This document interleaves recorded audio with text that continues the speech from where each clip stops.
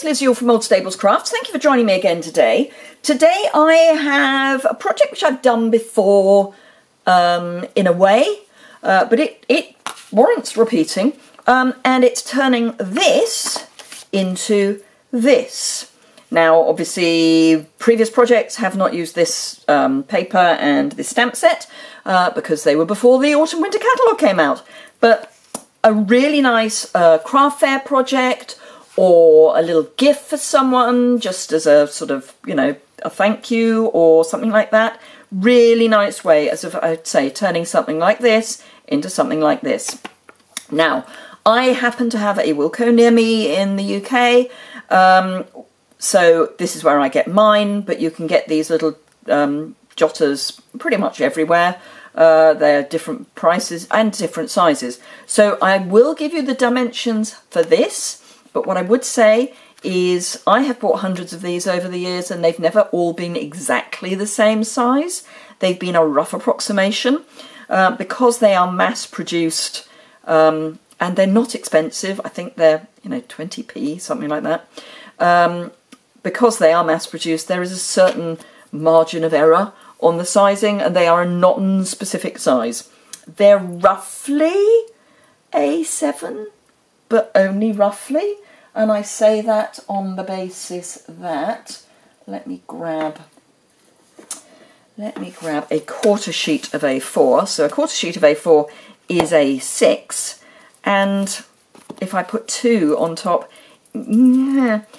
that's why I say they're roughly A7, but they're not. So they are a very non-specific size.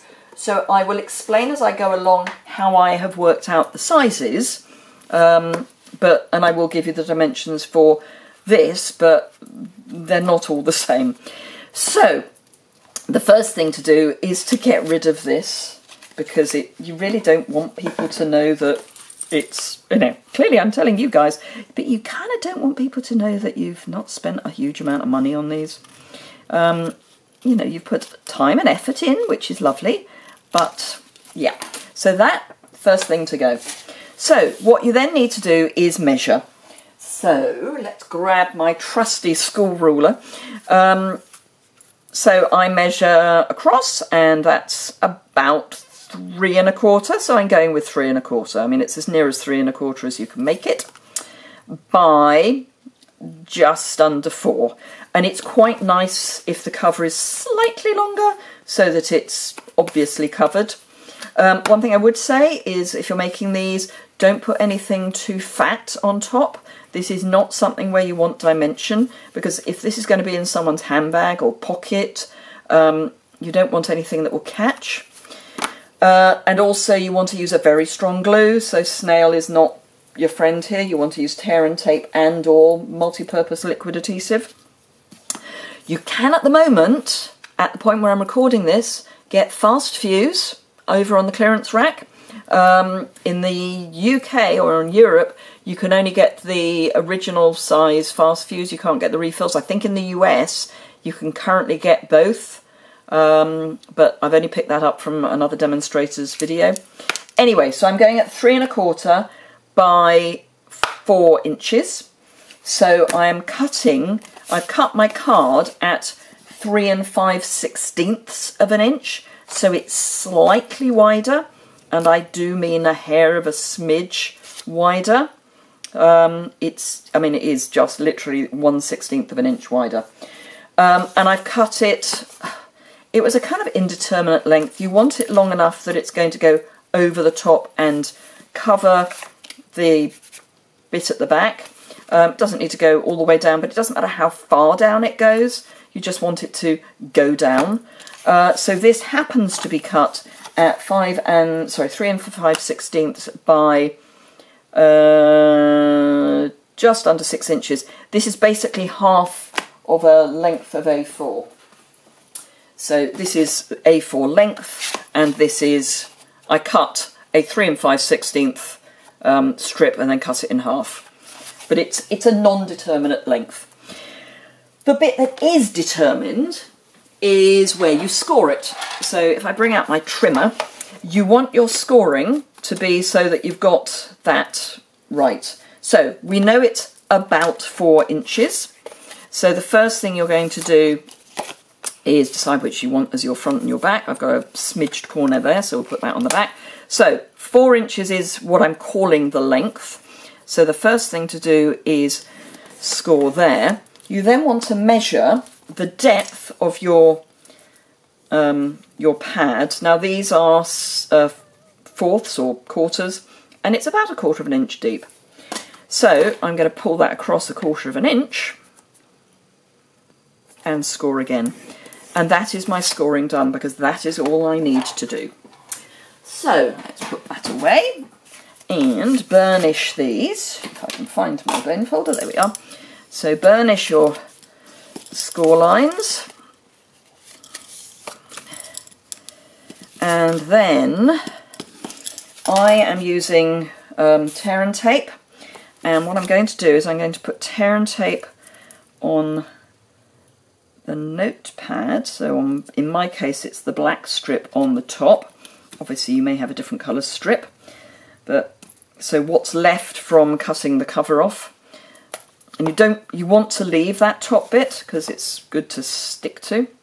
And it would be a really good idea if I actually tore that straight. Where's my lovely metal ruler that I used to tear against?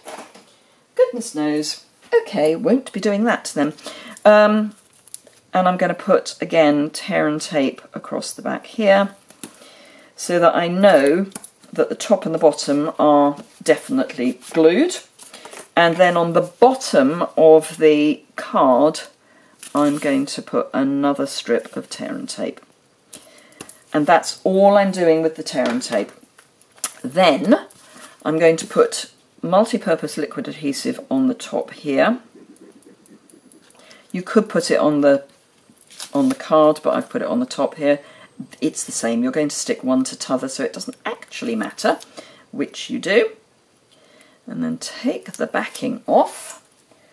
And then, remembering that you want this to cover up your lines, I then pop the top down so that it is central on the card, and then fold up so that the front is in place, and then you can take this strip off and fold that over so that the back is in place, and then you know you've got your cover beautifully on, and you've got your little bit of finger lift at the bottom. Now you could, if you want, put liquid adhesive on this bit before you stick the two bits together, but hey. So I've then got, because I'm using First Frost, I'm picking colours from the First Frost paper. So these are the other papers, and it's that lovely shimmer paper. It was on low inventory at one point, but it is now back fully in stock. So these are the beautiful papers. I don't think these should just be autumn winter. I think these are just heaven. And then on the other side of this you've got the little flowers, but I want the mint macaron as my main colour. So I have chosen for my cardstock as a contrast soft suede because it's in the colours, so that's going to go there. But before I do that, I'm going to grab the Frosted Bouquet framelets which go with the First Frost stamp set, and I'm going to take this frame and just die cut from the middle. Excuse me, because whoop, and throw it on the floor apparently. Bear with me while I move furniture to pick that up. You're going to cover it up, so why not use it, is my theory. I am going to put it sort of as near as to the middle as I can, because it's then almost going to go back to where it came from. And I'm just literally going to run it through my big shot. So, there we go. So that's just cut that out. Then with this teeny weeny piece, I've die cut a piece of Whisper White. Now you can cut a little frame by layering one inside the other, which is quite cute. So you can have literally just a little, cut the little frame round. That's actually all I'm going to use the framelets for. Do remember, however, that if you want the framelets and the stamp set, If you buy them at the same time using the bundle code, you get them at a discount. So, I've already got them out. So, I am using, again, this is straight off the Designer Series paper, I'm using Pineapple Punch, Mint Macaron, Blushing Bride and Blackberry Bliss. I will be doing some of them second and third generation. I've got a scrap of paper to do that on. So I've got my piece of white, Whisper White, and the first thing I'm going to do is the Blushing Bride, and I'm going to use this sort of thistle.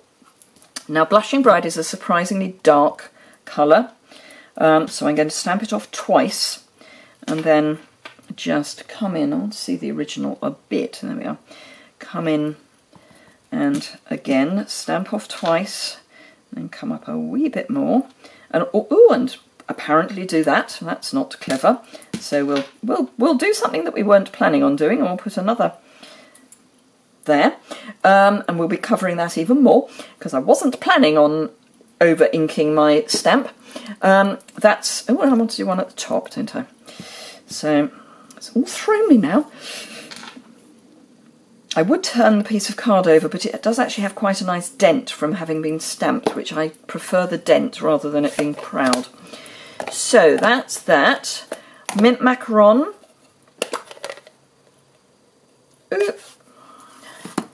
Which, let's see, did I do this twice or 3 times? One. I think I did it twice. What does 3 look like? I might do it 3. 1, 2, and come in 3 times. And again, I'm going to kind of cover up that smush a bit, because, you know, you kind of don't want it waving at you.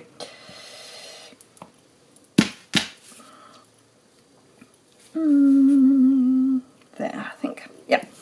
So that's that. That's all I need the Mint Macaron for. Pineapple Punch, and I'm using the smallest of the 2 roses. So I'm using this one. So we've used this one, and now we're using this one. And this actually stamps quite pale. So I'll do 1, and then 2, and I might actually just do 1 there, just to fill in that sort of gap.